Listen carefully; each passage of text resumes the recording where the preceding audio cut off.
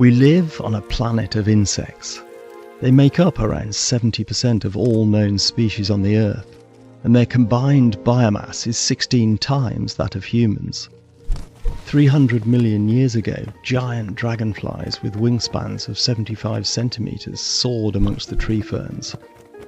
Nowadays, insects are extraordinarily diverse, existing in a bewildering array of colors, shapes, and sizes.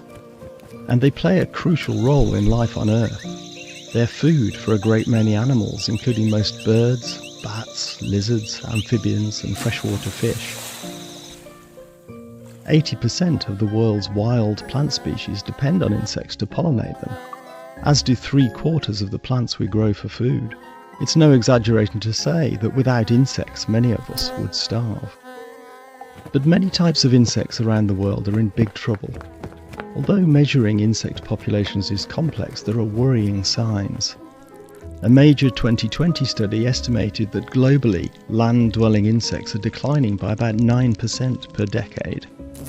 A German study found that the biomass of flying insects on nature reserves fell by an alarming 76% between 1989 and 2016. In the United States, populations of the monarch butterfly are down 80% this century. Some species, such as the Cormorant speckled wood butterflies in the UK, are bucking the trend, but the overall geographic range of butterflies in the UK has contracted on average by 42% since 1976. Invasive species also take their toll. Rats ate the St. Helena giant earwig to extinction and have nearly exterminated the giant weta of New Zealand. Light pollution also lures moths to bash themselves to death and disrupts the timing of insect life cycles. It also disorients some dung beetles who navigate using the light of the Milky Way. On top of all this, insects now have to cope with climate change. Some adaptable insects, such as mosquitoes, cockroaches, and houseflies, will benefit from warmer temperatures and more rain. Most insects will suffer. Bumblebees are disappearing from the southern edges of their range, overheating in their furry coats as the climate warms. Droughts, floods, and forest fires will ravage already depleted insect populations.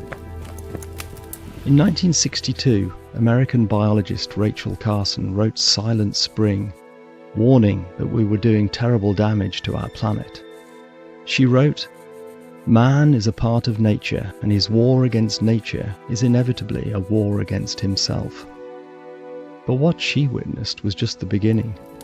Since then, insect-rich wildlife habitats have been destroyed on a vast scale. Soils have been degraded and rivers choked with silt, polluted or drained dry. Farming, so reliant on insects for pollination, is responsible for a large part of their decline. An estimated 4 million tons of pesticides are released into the global environment every year. So what can we do if we want to protect our insects? The obvious place to start is by rewilding our gardens and balconies, inviting insects in by planting wildflowers and native shrubs, reducing lawn mowing and finding alternatives to pesticides. But individual actions won't be enough. Imagine green cities filled with trees, vegetable gardens, ponds and unmown verges, all free from pesticides and buzzing with life. A movement towards insect and nature-friendly sustainable farming is growing, but it needs much more support, both from governments and consumers. It's not quite too late. Most threatened insect species have not yet gone extinct and could quickly recover if protected. American biologist Paul Ehrlich likened the loss of species to randomly popping out rivets from the wing of an aeroplane. Remove 1 or 2 and the plane will probably be fine. Remove 10 or 20 or 50 and at some point there will be a catastrophic failure and the plane will fall from the sky. Insects are the rivets that keep the planet running. How many can be safely removed from the plane before it crashes?